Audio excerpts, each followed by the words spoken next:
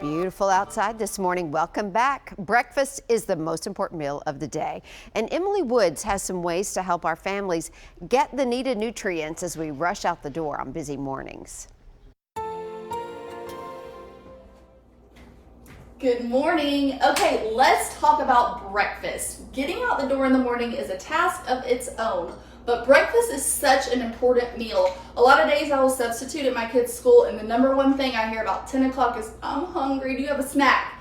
So let's save our teachers money because yes, you probably don't know it, but a lot of them stash snacks.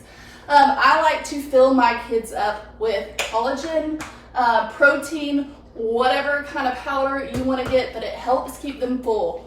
Always add a banana. We freeze them. I buy them in bulk because they're good when they have the spots on them.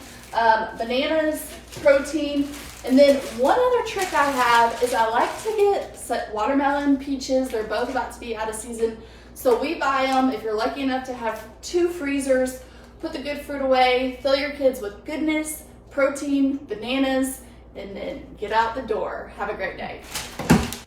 Thank you, Emily. You can also follow her on Emily Unscripted on Instagram. She's got some really good tips. She's got 2 girls, so she's always on the move. But I love the meal prepping, but can we do it called a half prep? You know, when it's already kind of store-bought, it's a little easier to do. I need to meal prep because I'm always grabbing the waffles or the cinnamon rolls. I should be a little bit healthier and set a good example for my kids. Yeah, and she mentions that. That'll help you get going each morning. Does a Costco hot dog count as protein? I don't know. We can all dream, right? Minus the Coke.